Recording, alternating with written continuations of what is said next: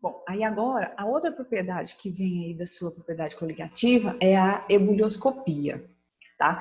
Quero que você tenha bastante cuidado com o conceito de ebullioscopia para você não confundir. Então, a ebullioscopia, que também é chamada de ebuliometria, tanto faz, mas a gente conhece mais por ebullioscopia. É o estudo da elevação da temperatura de ebulição de um solvente a uma dada solução, certo? Esse aumento dessa temperatura de ebulição se dá quando você adiciona um soluto não volátil, tá certo? Que pode ser justificado como? Porque diminui a temperatura, a pressão máxima de vapor, né? Ou seja, a ebullioscopia, ela é uma consequência do efeito tonoscópico, que é a tonoscopia. O que acontece? Onde você tem que tomar muito cuidado em relação a isso é o seguinte, eu vou pegar aqui o seu módulo para você ver aqui um conceito que eu quero que você entenda e tenha muito cuidado com isso. Então, ó, a ebullioscopia é a elevação do ponto de ebulição do solvente puro. O que acontece? Eu te falei assim, ó, quando a água pura você coloca lá no fogo, tá lá borbulhando, borbulhando, borbulhando. Você adicionou um soluto. Por exemplo, você vai fazer café. Aí quando a água está fervendo, você coloca o açúcar. Na hora que você coloca, puf, ela para de ferver. Quando você adicionou a temperatura da pressão máxima, a temperatura, ela dá aquele baque, né? Puf. Então, a pressão máxima de vapor diminui, porque você adicionou um soluto. Só que o que vai acontecer com essa temperatura quando você adiciona esse soluto? Aí daqui a pouco ele vai começar a volta a borbulhar e tal. E aí quando você for medir lá na frente, a temperatura está maior, porque você adicionou aquele soluto. Essa temperatura aumenta por causa desse efeito ebullioscópico, certo? Então, naquele momento que você adicionou o soluto, ela para aquela fervura de uma vez. Então, cessou a pressão máxima de vapor. É como se a temperatura fosse cair, mas a temperatura ela não cai, ela parou de fazer o processo de fervura. Aí ele começa a ferver e depois aumenta. Tanto é que assim, o feijão cozinha mais rápido quando você coloca sal nele ou quando ele está sem nada? A temperatura do sal é maior, porque quando você adiciona um soluto não volátil, a temperatura de ebulição tende a aumentar. E já vou logo dizendo para você, do mesmo jeito que a temperatura de ebulição aumenta, a temperatura de fusão diminui. Então, olha só, por que você coloca, vai fazer um churrasco, beleza, na sua casa, de repente quando você olha a cerveja está quente. O que você pega e faz? Corre e joga sal, não é? Lá. Por quê? Porque o sal é um soluto. Se ele aumenta a temperatura de ebulição, ou seja, se a água ferve a mais de 100 graus Celsius com o sal, ela congela quando ela está pura a zero. Então, com sal, ela vai congelar a -3, -4. E aí você coloca o sal para diminuir a temperatura. E quando você diminui, você refrigera mais rápido. E um ponto que eu quero que você tenha bem enfatizado, gente, é o seguinte.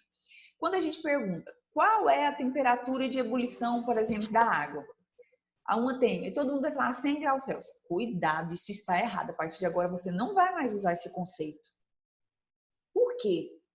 O que é ebulição? Ebulição não é a passagem do estado líquido gasoso? Gente, a partir do momento que ela começa a esquentar, que ela começa a ferver, ela já entra em ebulição. Então, se você for olhar, ela pode entrar em ebulição a 30, 40, 60, 70, 80, 90, 100, entendeu?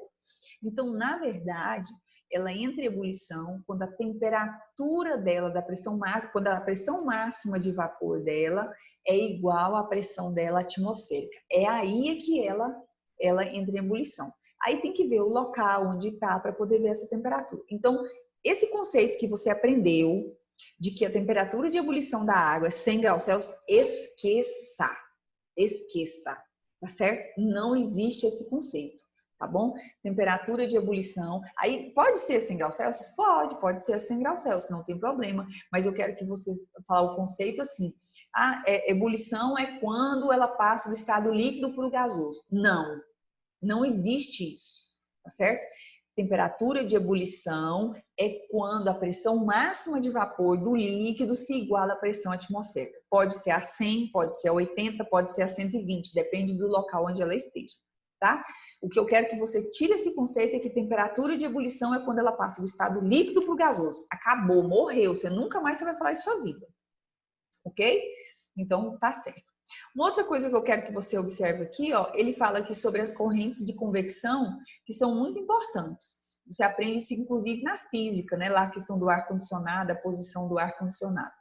Quando a pressão externa for maior que a pressão máxima de vapor, as moléculas gasosas não podem se libertar. E o líquido inicia o movimento da ebulição, que é chamado de corrente de convecção. Eu quero que você dê uma lidinha nesse pedaço da explicação aqui, que é bem bacana isso aqui, tá? Como a temperatura do líquido cresce, ao final ele está sendo aquecido, porque você está dando calor, calor, calor, né? A pressão máxima de vapor na bolha se torna-se igual à pressão externa. E é nesse momento é que vai fazer o processo, que é o ponto de ebulição do líquido. Por isso que eu estou dizendo para você, que você, a partir de agora, você não mais vai dizer que a temperatura de ebulição é quando passa do estado líquido para o gasoso. Isso é coisa de menino lá do primeiro ano, do nono ano para baixo, ok? Beleza. Uma coisa importante é o seguinte, você também pode calcular essa ebulioscopia, tá? Deixa eu minimizar aqui, que eu aumentei aqui. Você pode também calcular essa ebulioscopia. Deixa eu ver aqui uma coisa, que é importante nesse tome nota. Para o mesmo líquido, quanto maior for a pressão externa, maior será a temperatura necessária para que a pressão máxima de vapor fique igual. Olha só. Então, para o mesmo líquido, quanto maior for a pressão externa, maior será a temperatura. Lembra que eu falei, então? Lá no Monte Everest, lá na casa do Bob Esponja. Lá na casa do Bob Esponja, a pressão externa é muito maior do que lá no Monte Everest. Então, a temperatura lá na casa do Bob Esponja vai ser maior do que lá no Monte Everest. Tá bom? Beleza. Logo, então é o seguinte, logo, maior será o ponto de ebulição. É isso, ok. Para líquidos diferentes, submetidos à mesma pressão externa, o líquido de maior pressão tende a passar mais rápido para a fase gasosa. Anote isso. Para líquidos diferentes à mesma pressão. Então, eu tenho água e álcool. Todos dois à mesma pressão externa, a 1 atm. Quem vai ter a maior pressão máxima de vapor? Quem vai virar vapor mais rápido? Quem vira vapor mais rápido? A água ou o álcool? O álcool. Então, a pressão máxima de vapor dele é maior, porque ele vira vapor mais rápido, ok? Se ele vira vapor mais rápido, o ponto de ebulição dele é menor. Professor, isso é muito confuso, né? Não. Raciocina comigo aqui, cabeça. Se a pressão de vapor dele é maior, quer dizer que ele vira vapor mais rápido. Se ele vira vapor mais rápido, é porque o ponto de ebulição dele é menor. Então, assim, todos dois é 1 atm, água e álcool. Você deu aqui 10 graus Celsius, todos dois aqui líquido. 20 graus Celsius, todos dois aqui líquido. 40 graus Celsius, o que acontece com o álcool? Ele começa a vaporizar. Então, ele começa a virar vapor. A 50 graus Celsius, virou só vapor. Quer dizer, a pressão máxima dele de vapor é muito alta, porque ele virou vapor de uma vez. Mas, e a temperatura de ebulição dele é menor do que a da água. 50 graus, a água ainda está aqui de boa. Está começando a virar vapor, mas não virou não. O outro aqui, ó, já virou vapor de uma vez. Ok? Então, quanto maior a pressão máxima de vapor, mais rápido ele vira vapor, menor é o ponto de ebulição dele. Quando se adiciona um soluto não volátil a um solvente, a pressão máxima de vapor do solvente diminui. Então, olha só, eu tenho água e álcool. Vou colocar aqui, água e álcool. Beleza. A 40 graus Celsius, o álcool evaporava. Se você colocar uma colher de sal, 10 gramas no álcool, e uma colher de sal, 10 gramas da água, sabe o que vai acontecer? Ó, tá aqui. 10 graus Celsius, todos dois aqui. 20 graus Celsius, todos dois aqui. 40 graus Celsius, começa a inchar. 50 graus Celsius, ó, o álcool. 60 graus Celsius, aí ele começa a vaporizar. A água, 100 graus Celsius. 120 graus Celsius, ó, 130, 140, aí a 140 é que acontece.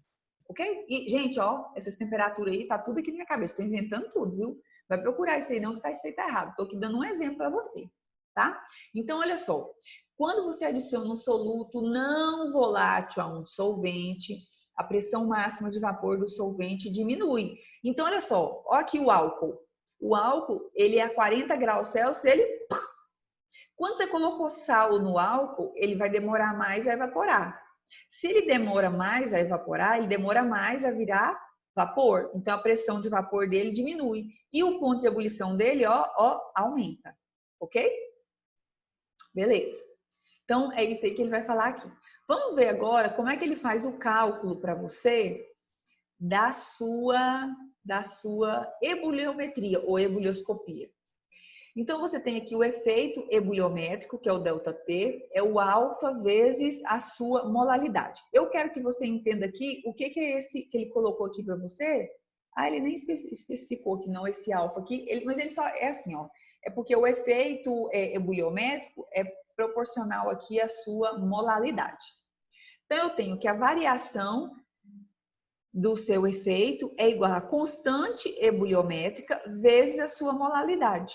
Só isso. Ou então, a variação é igual ao KE, que é a constante ebuliométrica, ebulioscópica, que ele te dá, que é igual a 1000, por quê? Porque aqui é em quilograma, vezes a massa molar do soluto, desculpa, a massa em gramas do soluto vezes a massa molar. Que isso aqui também pode ser substituído pelo número de mols. Então, a fórmula podia ser assim, ΔE é igual a KE vezes 1000 vezes N1 sobre N2. Ok? E pronto, e basicamente é isso aí. Uma coisa interessante que ele coloca aqui para você é sobre os aditivos nos radiadores. Vocês sabem... eu vou ler isso aqui não, vou deixar vocês lerem para vocês verem que coisa interessante, né? O que acontece? Nos estados que são muito frios, você tem água no motor do seu carro. Se essa água ela for pura, ela vai congelar basicamente a 0 graus Celsius, não é isso? Resultado, e os países, igual a minha irmã mora lá nos Estados Unidos, que lá dá menos 20. Cruzes, ela diz que o inferno é gelado, deve ser mesmo. Menos 20 graus Celsius. E aí, o que acontece? Congelaria lá no motor do carro. Então, eles colocam os aditivos, esse aditivo faz essa água diminuir essa temperatura. Então, em vez de ela congelar a 0 graus Celsius, ela vai congelar a menos 40 graus Celsius. E aí, não congela aqui no motor do carro. Tá certo? Então, é basicamente isso, tá? Vamos ver aqui agora. Ah, ele dividiu aqui, não colocou mais não. Mas então, beleza. Aí, ó, nós vamos resolver aqui então os exercícios. Eu quero dar uma olhada aqui para ver essa questão do... Porque ainda tem mais duas propriedades, né? Que é a crioscopia e a osmose, tá? E aí ficam para as próximas. Vamos ver aqui a questão dos exercícios.